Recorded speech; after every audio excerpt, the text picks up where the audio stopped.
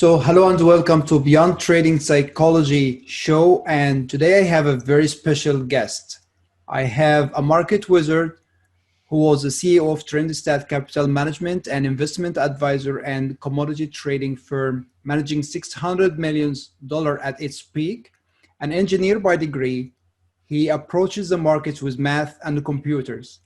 He has now authored two books. The first book is Panic Proof Investing, which is dedicated to helping investors. And the second book is Successful Traders Size Their Positions, Why and How, which is dedicated to help traders size their trading positions. He is one of the legendary traders featured in The New Market Wizards by Jack Schwager, a book on successful and legendary traders. Ladies and gentlemen, please allow me and welcome the legendary trader, Mr. Serenity, Tom Basso. Hey, good to be here. Thanks, Tom. I really want to appreciate your time for being with us today.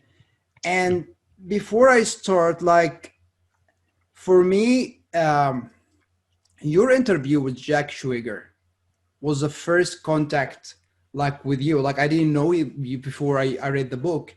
Mhm. And when I read the book, I said, wow, this interview changed my entire life, not only in trading, but I said, how would someone be that calm and when he's managing this amount of money? And this is why I want to talk to you about, and this is why we want to talk about different things that I feel that traders are missing, because most people talking about, yeah, I want to back testing, I want to do all this awesome stuff, which we have to do it, Yeah. but we want to go behind the scenes and see what legendary successful traders like you do behind the scene, especially in things like, I want to start first with, I think you told me that you have a story about your confidence. How did you use to boost your confidence? I think it was a basketball story or something. Yeah. When I was in, say, 12th grade, so I was, I was just trying to get out of high school, primary school, I think you call it in many countries. Yes. I had a situation where I needed to get up in front of the class and do a book report. And I was literally trembling. I mean, I'm in front of 20 people that I've grown up with. I've known some of these people all my life. They live down the street from me. I've played with them out in the street. And I'm doing this dumb book report, which I actually did read the book and I did write the report and just got to get up and read it. And my hand is shaking. And I'm just afraid like crazy to even be up there. And that night I went home, and it was profoundly impactful on me because I was nearly just disgusted with myself. I was mad that when I thought through and I played that back in my, kind of the tape of your memory of how that all went, I thought, boy, that is really stupid, Tom. What, you got 20 friends out there in the audience, you're reading a book that this is stupid. And so I then started thinking to myself, I need to find a way to not be that ridiculously stupid in the future. But, that's pretty hard because it's still, it's pretty fearful to get up in front of an audience and give a talk. So next time I had to do something like that, I tried to mentally rehearse how I was going to do that. So I went into the bathroom in front of a mirror, nobody around, closed the door, and I created a small speech, and I tried to use different facial expressions, like what if I made a point by doing my finger like that, and you can see yourself like I can on the camera right now, and you can see that I'm smiling or very stern on the other hand, and trying to make a point by furrowing my eyebrow and banging down on the podium. So I played with it. It was kind of amusing. It relaxed me to the point where then when I actually had to do a talk the next time, it's sort of like I was just playing in front of the mirror again. I had already done this. Wow. And it made it a lot more just kind of flow. And Wow. and then over my career, basketball came in college. So I leave high school, I go to college, and I'm on a floor of 50 guys, and we had some really good basketball players. And so for the first 4 or 5 games, our floor out of all the college is in first place in their division. And all these really good basketball players were recruited away from the dormitories to the fraternities for the fraternity basketball league, which left the whole floor with one basketball player left who Wow. was not going to go to the fraternity. So they needed 4 guys. They looked around and said, Tom, you're 6'3". You want to play basketball? I said, well, I've never played before. Now, just try to get rebounds and stuff and guard people and keep them from shooting, whatever you want to do. Interesting. So we ended up with a 2-on-2 matching zone, which doesn't mean a lot to most people, but that was faddish back in the UCLA John Wooden years. And the one basketball player we had understood how to explain it and what our responsibilities were. And I was on the back right side down by under the basket so I could get the rebounds. And it was logical because everybody on our team was out in front of me. So I kind of got in the habit of just saying, Barry, somebody behind you. Barry, somebody to your right. Gary, somebody cutting across. I'm yelling out to people, what's happening behind them so that they don't have to look around behind them. I'm telling them what's happening back there and calling, hey, Durf, get out to the point. And so when I'm yelling stuff like that out, then other people are filling in the gap because somebody's moving to cover someone. Somebody else is floating to where that position used to be, and all that.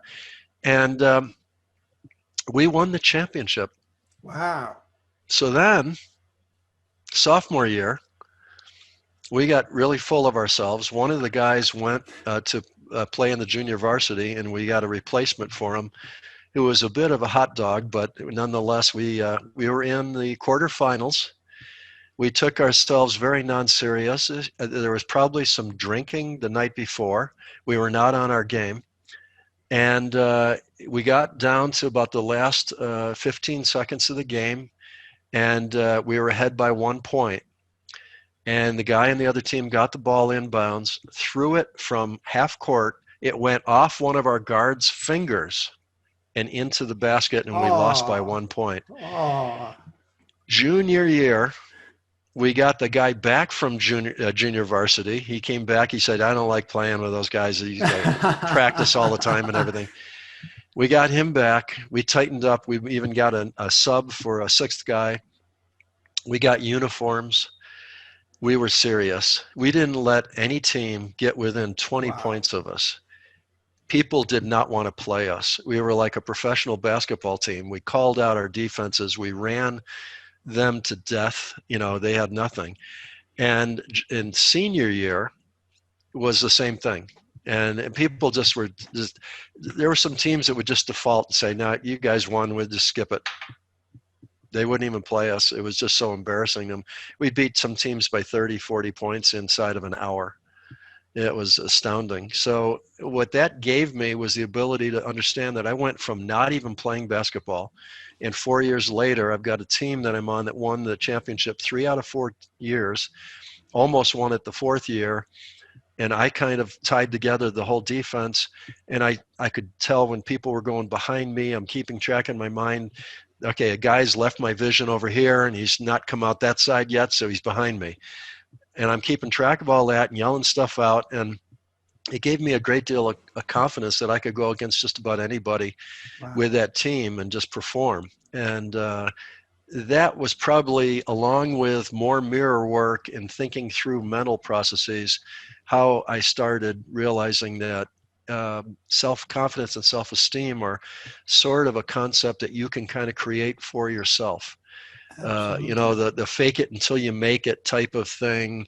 There's a lot to that. It's sort of neuro-linguistically programming yourself to be successful and to be fearless and to be, like, I don't like heights. But I always, if I'm in a situation where there's a zip line or some kind of bridge that has a railing that looks down to a big, I always try to force myself to go out there. Mhm. And I've gotten better as life has gone on at diminishing that fear. And I think it's Wow. something that you just sort of work in. You have to realize you have it and then Absolutely. do some work on it. Yep. So, how this helped you in your trading, Tom? Like this confidence that you started to gain. I mean, not only the confidence, but the learning from how did you develop this confidence from going from zero to hero in the basketball, going from zero to hero on reading in front of like public speaking. How did I this just help you? Yeah. I now speak publicly in front. You could ask me to speak to 500 people live, and I would, sure, that would be my Wow. reaction. And I wouldn't even need to probably prepare any remarks. I mean, I could do it without even writing anything probably at this point. I'm very, very comfortable with it. I can even sing in front of an audience. I can karaoke.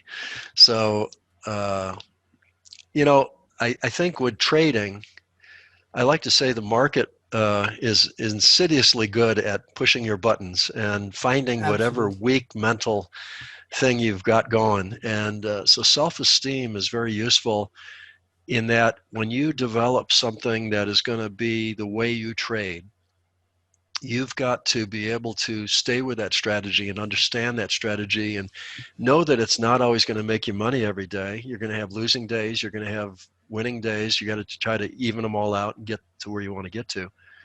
But what your self-esteem does for you is it, it, it allows you to not blame yourself if you have a Yeah. negative day, or perhaps even credit yourself if you have a good day. It keeps you more even keeled because you're just the guy that runs the algorithm or runs the strategy and executes that order or puts that stop, moves it up, whatever it is that you have to do your strategy. It allows you to have that confidence and that self-esteem to just continue doing it, and you don't let the market beat you up over it, which I think a lot of traders tend to do. Absolutely. They take it personally, and I don't take it personally at all. It's just my 20 minutes a day running my stuff, and markets did what they did, and that probably fed to my profits or losses. um, it's a process. And I think that leads us to the point that many traders, if they lack self confidence, this will happen with them in the market, and this might explain that many people are trying to working on many other stuffs and like trying different trading strategies, but the lack of confidence in themselves that doesn't allow them to really execute and stay with one trading plan or one system or multiple system and just try to just execute them and be there. Right. I run four at the same time, four different Yeah, strategies that have nothing to do with each other, really.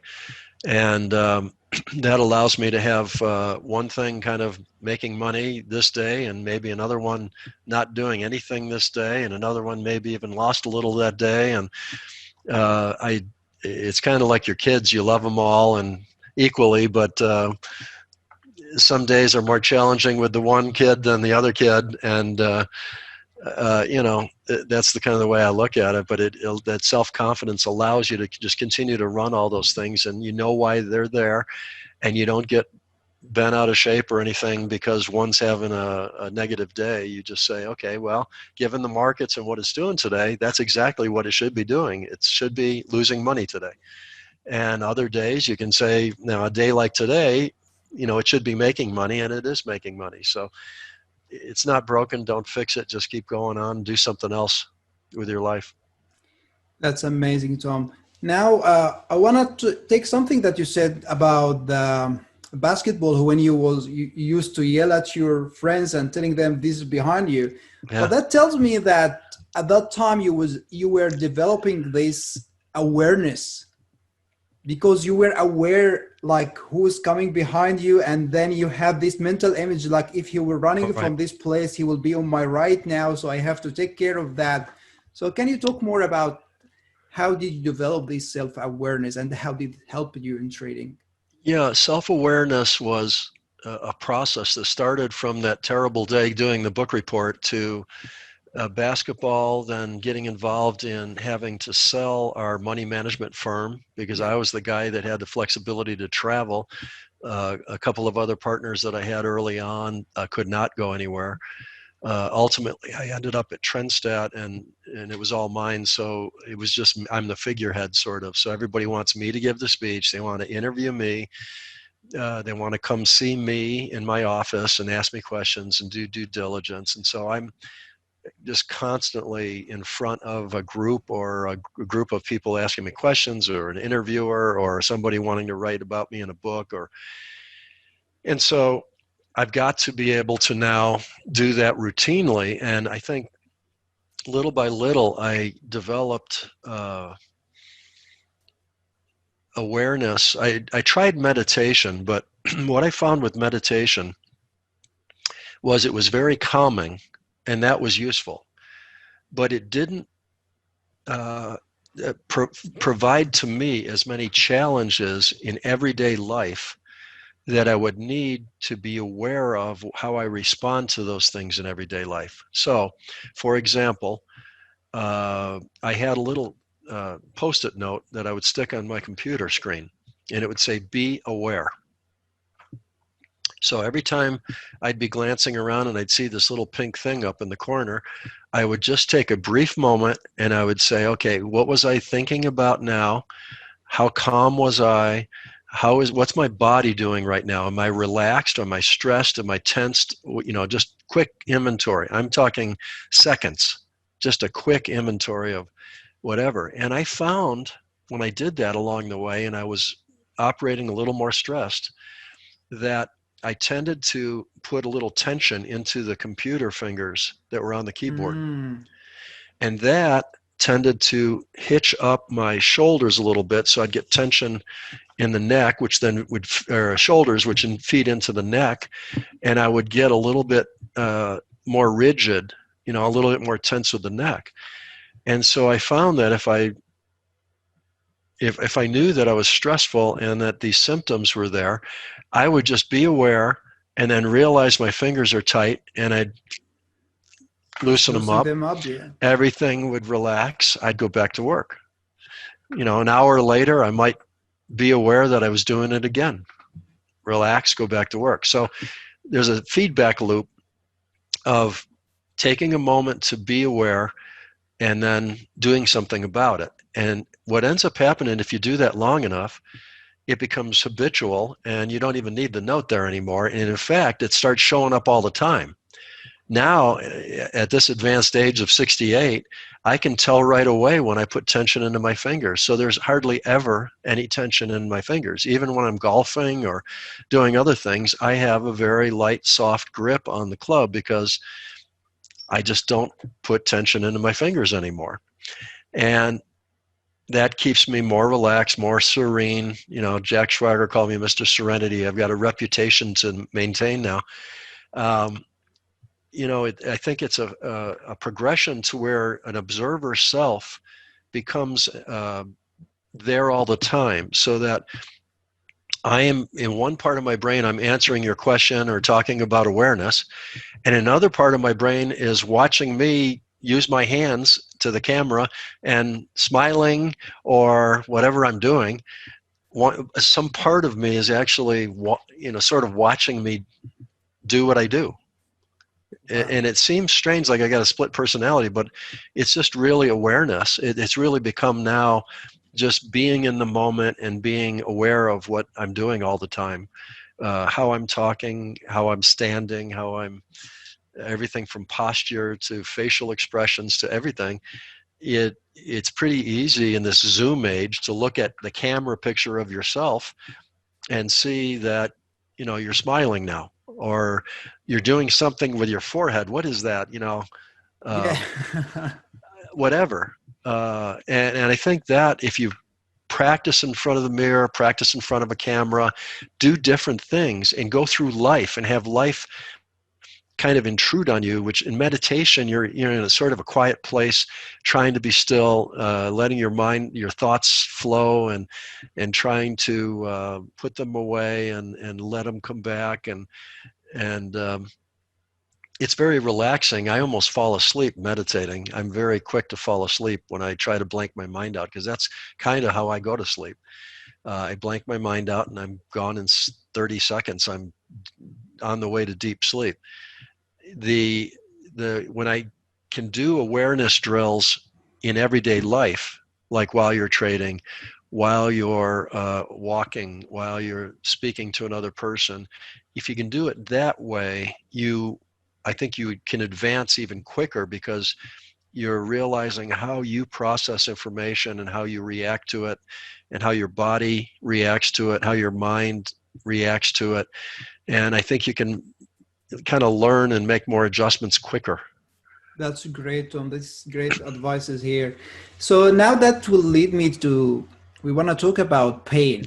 And I Okay. want to talk about two kinds of pain here. I want to talk about this kind of emotional pain and any kind of like physical pain. And I know that you have some stories about that too.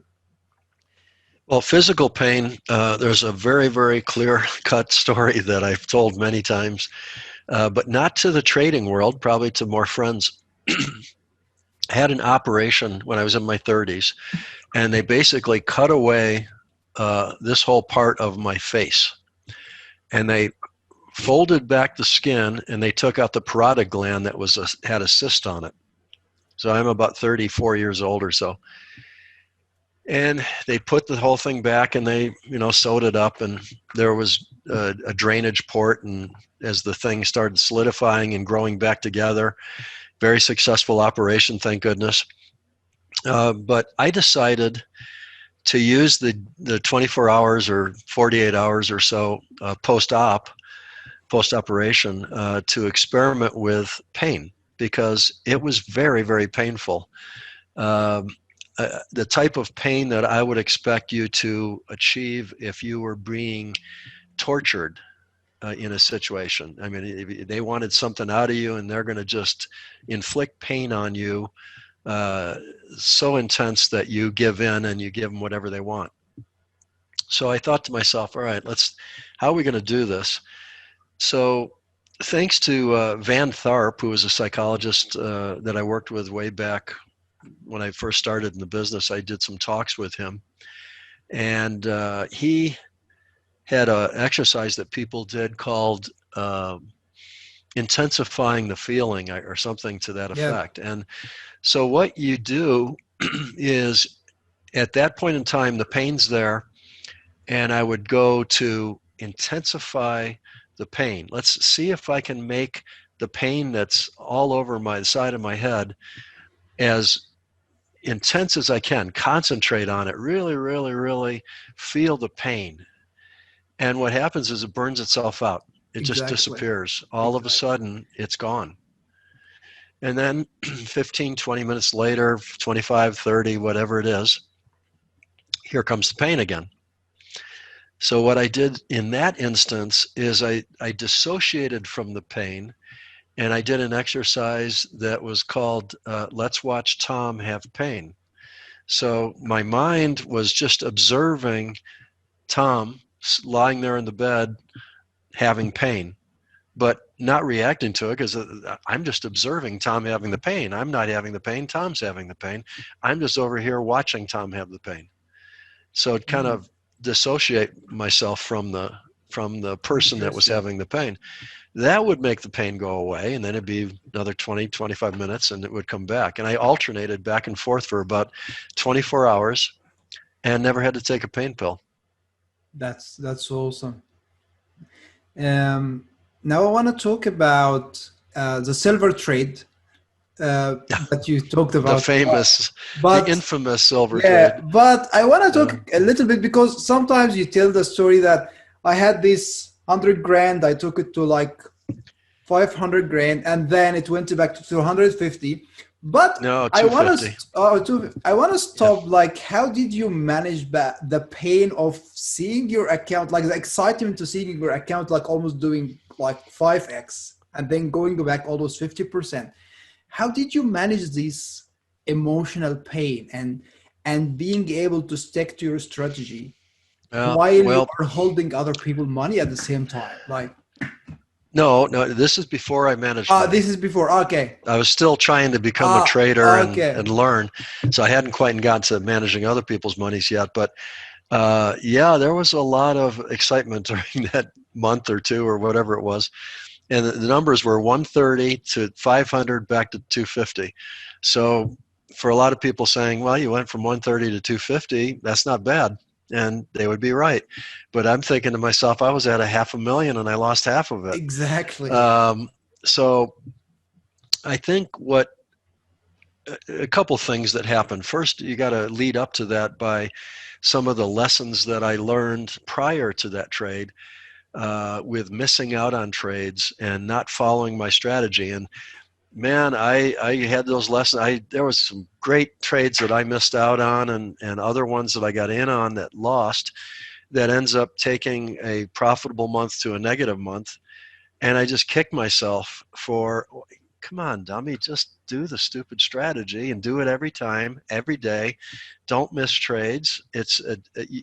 You're looking for that next 1,000 sample size, and missing any one of them might be a really good one to have in that 1,000 sample size. Absolutely. And you're affecting, by not being there, you're affecting your 1,000 sample size by missing a few, and you're affecting your statistics. So just run every one of the 1,000 trades and let your strategy work itself out.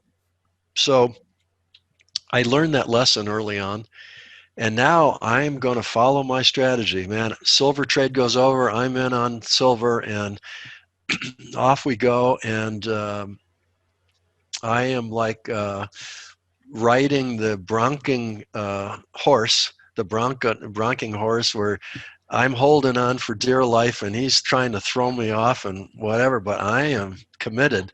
I'm not going to let go. I'm going to get it done.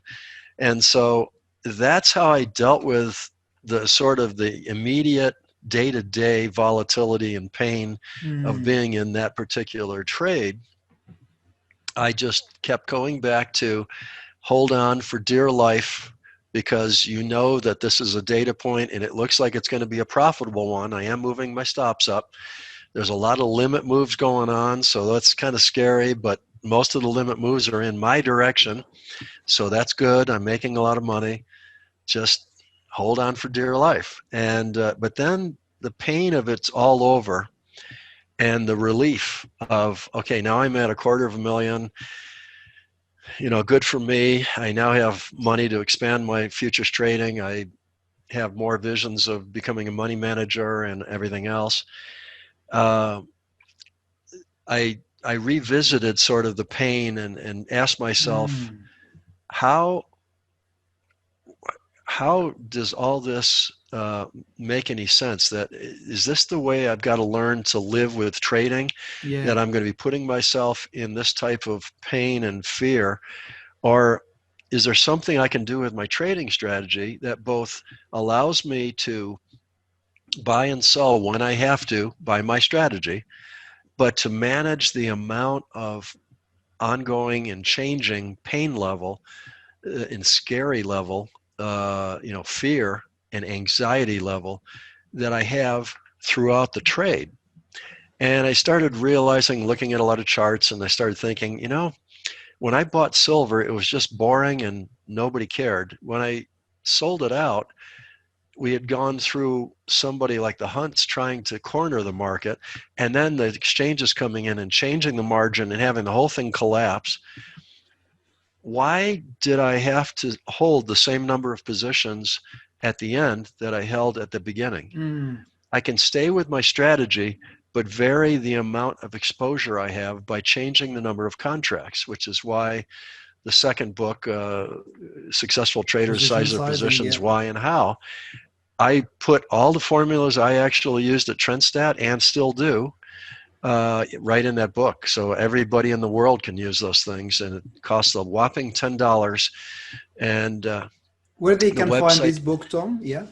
Oh, on the enjoytheride.world website, Yep, or you can get I think Amazon and Apple is carrying it, because I seem to keep getting revenues coming in from all over the world, Australia included, once a month on my that's share great. of, I guess, the royalties from the sale of the book. Um, Thousands of these things have been sold, and I think I've gotten a lot of great response from the book. I mean, the formulas are in there, and with examples and everything, it's pretty easy to understand. It's high school math.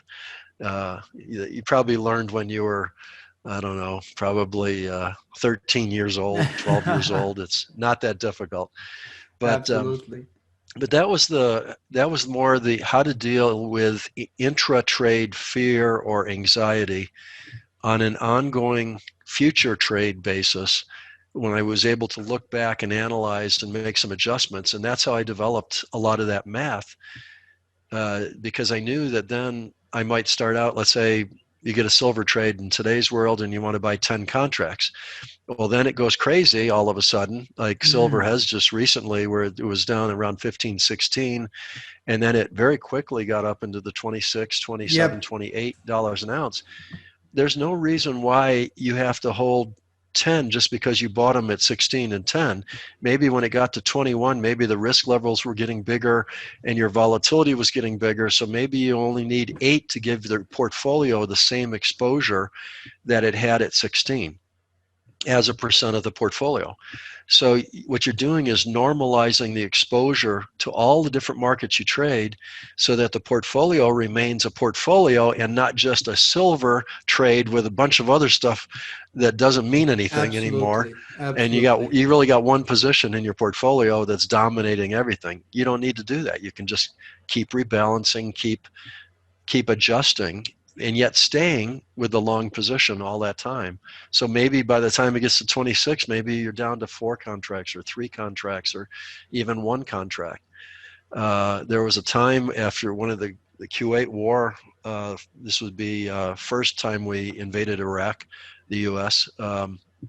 Back in was it George H.W. Bush days, so quite a while ago, that oil went from closing at 32 up to 40 at about 8 o'clock at night when the invasion happened. And by the time the next morning, it was all over practically, and it was all the way back down to $22 a barrel. Mm, So that's just inside of about a 12-hour period. That's what happened.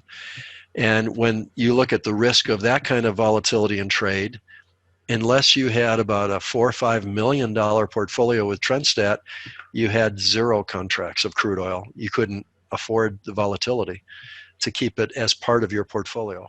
interesting. And the algorithms just take care of it for you. You don't have to worry about it. So as I get a profit position that's going crazy, I'm peeling off contracts and trying to maintain that position, and it keeps me very serene now. I don't Absolutely. have to worry about Don't have to worry having. about it. Now, let's talk about managing money, managing other people's money. And I would imagine like this, like just a trading by itself is a hard job. Like, and it's a very hard job, and just dealing with your emotion and dealing with other stuff that's happened in your life, which we're gonna talk about later. Yeah. But how did you manage? Like, I knew that you have like even clients from Japan, and they used to wake up at night. How did you manage these like emotions, not only about your emotions, but your clients' emotions too? Well, the first thing you have to do as a money manager, I think, and a lot of money managers do not do this, is that you're managing your clients' monies, not your own. And so everything in my life back in the Trendstat days was geared towards trying to develop better and interesting ways of managing client assets in ways that I think the clients would enjoy the ride, because you're going to have good months, bad months, but you want to make sure your clients are happy or they leave. And I think a lot of money managers take the attitude of, I know what I'm doing and I trade my own money this particular way, and sort of, client, if you want to come along for the ride, you can, and I'll manage your money too. That's kind of the Yeah. attitude that a lot of people take. Problem with that is, and you can look at it right now in my own life, I've got a retirement situation. I've designed everything I do for me, and it works great, and I'm very happy with it. I don't want to change a thing, and I made it through this last like 200 days with, like, I think yesterday's number was, I think, a positive 122% profit in my personal portfolio. That's probably the best 200 days that I've ever had in my life. And at the same time, didn't have to change a thing because it's designed exactly for what I need in my retirement portfolio. If I'm trying to do what I'm doing right now for a person who's not me and not in my situation and not with my capital and not with my knowledge of trading psychology and all the things that go on, they're never going to stick around. They're going to be all over the map emotionally. They're going to be calling me every day and say, how much did we make today, if it's a good day? And they're going to be distraught when we have a down day. And they're not going to be able to take the emotional roller coaster ride. And so they're going to leave. So by designing everything, first of all, for the client, that helped me a lot. Mm. So that allowed me to build, 600 million under management, and that worked pretty well. The other thing that I always tried to remember when somebody was complaining or whatever, firing me even, was, hey, it's their right. It's their money. It's not mine. They have the right. I'm just the hired hand here. I don't take it personally. It's just, I finally got to the point where clients were making so many poor decisions with either hiring me or firing me. I wrote Panic Proof Investing for them. So every Uh, client that came into Trendstat got a copy of Panic Proof Investing, whether they wanted it or not. And many of them probably didn't read it, but I wanted to try to bring them up to the best level they could be as a client, because the money manager, and most clients don't think of it this way, the money manager can only do what the client will allow that money manager to do. Absolutely. And so you have sort of this fence around you that, as a money manager, that I don't have now, being retired, where you have to stick to certain things, and you got cubby holes that you got to deal with. I'm a stock manager. I got to buy stocks because of the laws. I have to be long on. I can't go short. Um, how do I deal with a bear market? How do I deal with sideways markets that aren't going to go anywhere for a long period of time? All of these things feed into this sort of this fencing that's been put around you as a money manager, that you have to do the best job you possibly can within that known kind of confine. And I think a lot of money managers don't really think in those terms, and they want to go off and do all these brilliant things that they can come up with. But in reality, it's either they can't do it because of laws, they can't do it because the clients, just won't let them do it. If I, back in the day, to some of my stock clients said, I'm doing these futures trading over here, and you might want to diversify your portfolio, they might say, I'm a pension plan, I can't do that. Or I'm a conservative investor, futures are dangerous, I can't do it. Whatever the excuse, even if it might be a great diversification for their total, and I know that mathematically, and I do it for myself, means nothing, because that's not what the client's all about. And I think that's really where a lot of money managers miss it. They spend a lot of Yeah. time trying to do what they would want to do to make the most money as possible, much money as possible with as little risk as possible, but they're doing it for their own puzzle and not solving the client's puzzle. And that allowed me to stay a lot more calm than a lot of guys managing other people's money. That's great, Tom. I think it's a great advice to to start thinking that's not you trading, it's your client trade, and you are adjusting everything for them.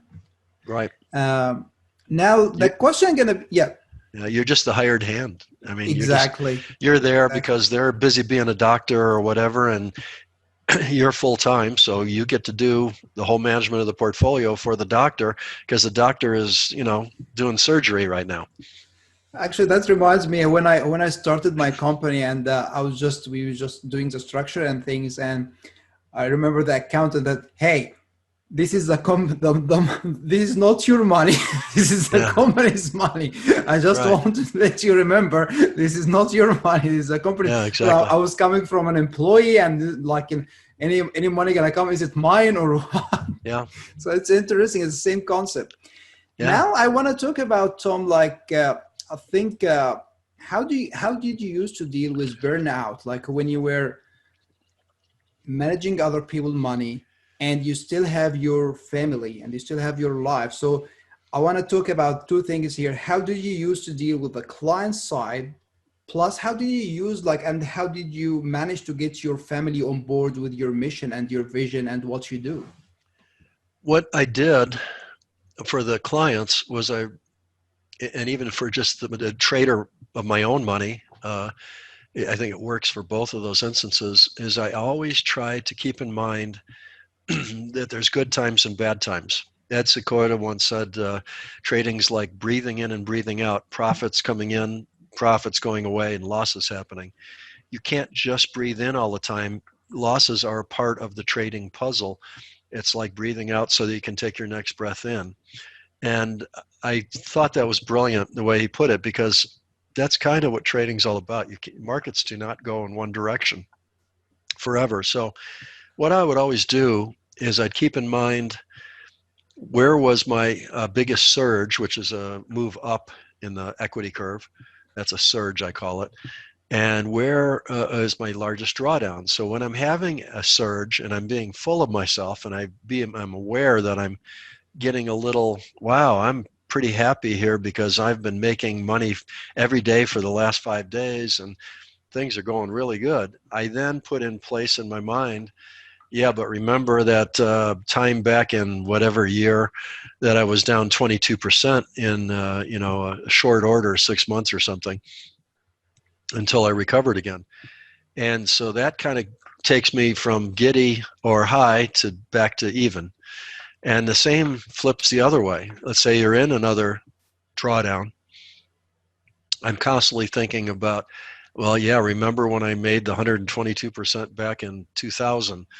Um, so I'm remembering the good times. And I think that sort of always keeps me even keeled. I realize I'm just here every day to let the markets do what they want to do and to make the right reaction to what the market's doing. I'm not trying to predict anything. I'm just cranking it every day, doing the same thing over and over again.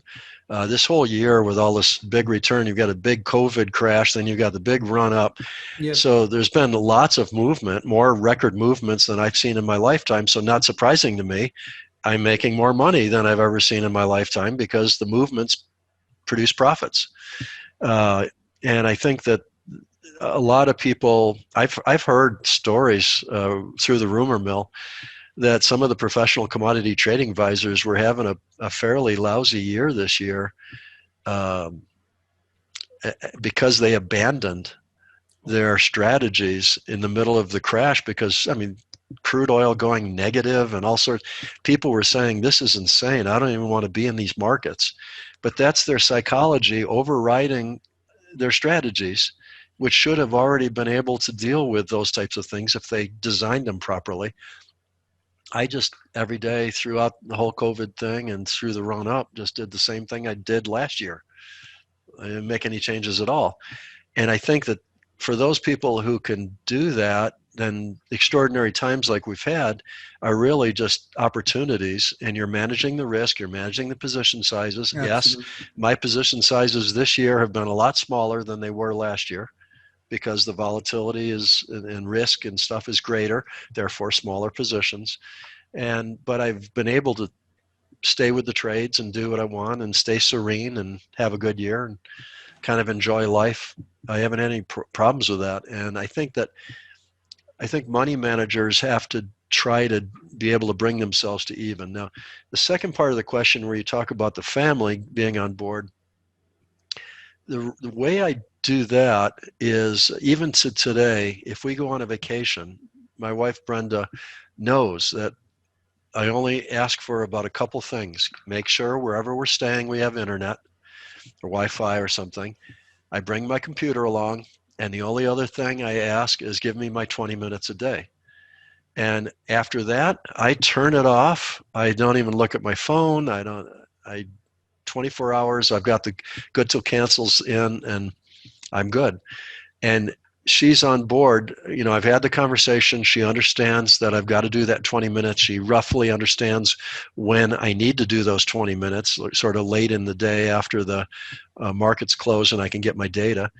And the rest of the time, I'm fully on vacation, going and seeing the sights and going out to dinner and doing whatever I do. So I think that's the way to do it, is to quit thinking of yourself as a trader and Yeah, identifying as a trader. Instead, identify as a human being, one activity of which happens to be trading, but there's also being the husband or the wife. It's also being the son or the daughter. It's also being the karaoke singer, or it's also being the guy that prunes the bushes outside. If you think of your life in more broad terms and just say, I'm a human and I do a lot of things, and one of them happens to be trading, it puts it a little bit in a more perspective, and it keeps you from exactly. being so totally stressed and totally addicted. And waking up. Some of the currency traders I heard back in the day when I was doing currency trading, they would have monitors and quote machines down on their side of the bed on all night, so they could wake up and look at what's the euro doing now, or whatever. Like, is it up or down? Do I need to get out of bed and go make a call? That's, Now come they are on. doing it on the phones all the time. Like old traders now, they are holding their phones and checking every 5 minutes what's happening, and it's crazy. Yeah. I mean, if I was doing that, I'd be down here like this, looking at my, Yeah, yeah, you're right in the middle of an interview. I mean, I've got the phone off. Whatever is happening in the markets right now, I have no it's idea. happening. Yeah, I have no quote machines up. I wanted all the bandwidth to make sure that the Zoom call goes well. And so I have no idea what the markets are doing right now. And I'll find out at the end of the day when I run my orders, and that's okay with me. that's a great term, and I really liked what you said about like understanding that we are a multidimensional being, and instead of you are not just a trader of just one aspect of what we do, but you're still a husband, you're still a father, you're still a singer, A you son. still a son, Yeah. you still do some other activities. Now, I just want to talk about did you find like having other activities, and I mean hobbies, like doing things that outside of trading? Because I found that many traders, if their only sort of excitement is trading, so they only tend to focus, and as you said, it's become addictive because they got all their excitement and dopamine rush from trading. Right. And if they don't have anything like outside of trading, like some sort of habits that they are doing, or something that they enjoy it, could you talk about that, please? Yeah, for me, there's a couple different things. The immediate one for the adrenaline rush would be working out. I enjoy sometimes getting on a elliptical and turning on, I don't know, a golf tournament or something on the little television there, and off you go. And before you know it, 45 minutes has gone by, and I'm on a 10 setting, which is pretty heavy, but I am a 200-pound 6'3" guy, so I mean I can do it. But and I feel like myself, the adrenaline's kicked in, and I'm thinking to myself, I could go another hour. I mean, I feel like I'm on top of the world, and so that's one way I get an adrenaline rush. I'm not an adrenaline junkie in general. I'm so calm and so aware of being calm that I sort of have not found the need for adrenaline rushes anymore, especially at my 68 years old. But I would also say that golf for me is a very, very capture my mind item, because it's just like trading. You'll never golf perfectly. You'll never shoot Yeah. 54 or whatever the number is that might be theoretically possible. You'd have to have a complete set of perfection come together, and human beings are not perfect, so you're not going to be able to make that swing perfectly every single time. And I think that the thrills that you get along the way of, hitting that wedge shot that just goes perfectly through the air and watching it come down and land right next to the pin. And, good for me. I nailed that one. Uh, that when I'm golfing, I'm definitely not thinking of trading. It just completely wipes out the rest of the world. I'm focused on golf. And I think that that's one of the things, escapes that I made in the days when I potentially could have just been consumed by trading and running the business and all that. I would try to schedule those outings on Saturday or Sunday where I could go out and play 18 holes with my wife or friends, guys or something, and I would just be totally immersed in that environment. And I think that that's something that has been intriguing to me, because I'm still trying. I'm going out after we're done with this interview and hitting some balls, because there was a couple things that happened yesterday that I was not happy with, and I'm going to see if Oh, I can okay. figure out. And so here I am trying to solve my, make my golf swing better and try to deal with some things. And that's just an amusing kind of brain tease puzzle that I love as part of my life. So those two things, exercise and golf, are real big distractions. I would argue also that occasionally, I actually sell a charity dinner for the Humane Society here, the dogs, the stray dogs and things up in the mountains. And I offer a 5 or 6 course Italian dinner paired with wine, and I do it at my house. And I do it in full costume. I have the chef's hat on, I have the chef's outfit, I have Italian music playing, candlelight. We really go overboard. And the last bid for my last dinner was $950 to the Humane Society. Wow. And so it's become, I'm kind of well known now as the Italian chef that donates these charity dinners, and that's a lot of fun for me, because it takes about a day and a half of pretty heavy work to get all the prep done and make the cheesecakes and stuff that takes a long time. And it's really fun and thrilling for me to see everybody happy and to just see them enjoying the different foods that I've created. And every dinner I do is different. So it's always interesting for me. It's a challenge, and it's always fun when I pull it off. So That's amazing, Tom. So talking about being a chef and cooking, so what's your recipe that you can give to us about trading psychology and what traders can do beyond the trading psychology in order to succeed in the market and outside of the market? well, to me, there's three important aspects to trading, and every one of these three things have to be there if you're going to be successful, and they aren't equally important. So let's start from the least important first. I think you need to have a way of buying and selling. And that's what everybody usually tries to concentrate. All the newbies come into the business and they want to know, where do you buy? Where do you sell? Is this stock going to go up or down or whatever? That I call it a buy sell engine, because the engine drives the decision to buy or sell. Uh, so that's one thing that you have to figure out to be successful. And a lot of people don't have that. A lot of people are sitting there, hey, Tesla's been going good the last few days. I think I'm going to buy some. That's their buy sell engine. That is not a buy sell engine. That's you flying by the seat of your pants. Um, the second part that's necessary is what we would talk about is position sizing. It's the it's the silver trade. It's managing a portfolio, so it's a portfolio, not one thing and then a collection of other things. It's trying to make it all work, be diversified, exploit picking up unrelated returns out there that you can, either through your strategy, through your time periods, through the markets you trade, all those things.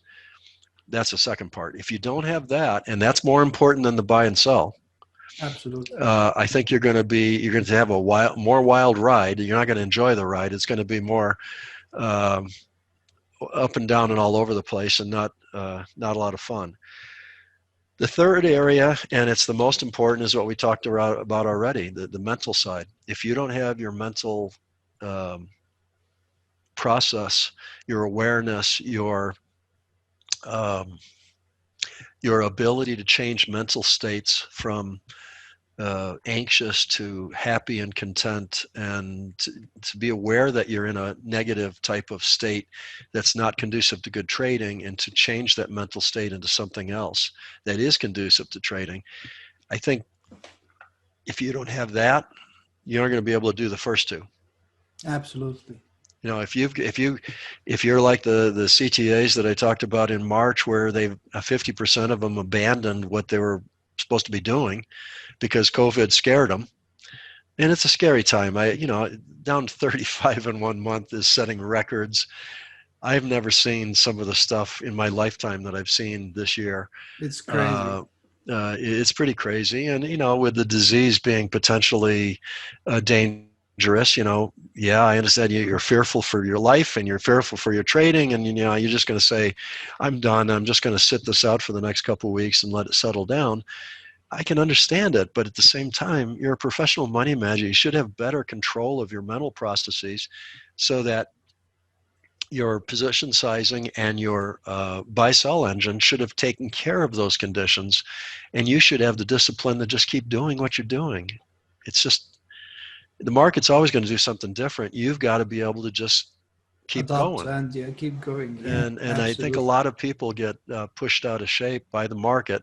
Market pushes their buttons, and then they abandon their strategy, or they're in a losing month with a particular strategy. So they say, Joe over here is making more money now, so I'm going to use his strategy now and get rid of mine. And then next month Joe's strategy doesn't do well, and then you got to go out and do Pete's strategy, and then you got to do John's strategy, and you spend the rest of your life searching for the holy grail that doesn't exist. And it's really yourself that's the problem That is there. the holy grail.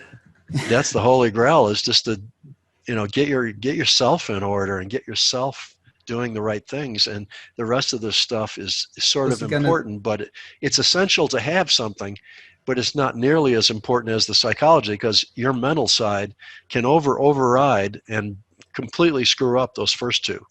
So if you don't have the mental side right, you won't even get the first two right. But you need the first two as part of the process, I think. So if you can get all three of those going, and I think I have most of my life, I think that's why I've been successful. That's great. Tom, the last thing, like where people can follow you and find your website.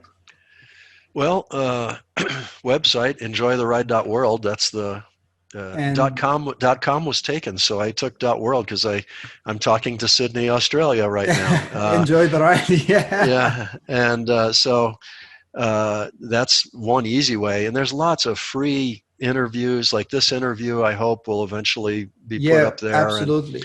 and so you can. There's free stuff. There's some stuff that you can buy, like the $10 book on position sizing. There's a video series that I think goes for like a couple $1,000s. It's like a 16-part video series on how to create a trading strategy to suit you. And there's lots of other stuff. There's webinars on all sorts of topics that we've recorded and put up there. And the site pays for itself, which is great, because then I don't have to dip into my pocket to run Amazing. a website to help traders. But I enjoy doing it. It's kind of in retirement. I've been retired now 17 years, and it seems like I'm busier than I was when I was trading sometimes on some days. But I do the website because then I don't have to worry about, like, if you're in Sydney, Australia, and you want to come in and first thing in the morning to the website, you can get answers to questions without contacting me personally. Yes, exactly. So it's relieved a lot of the pressure on.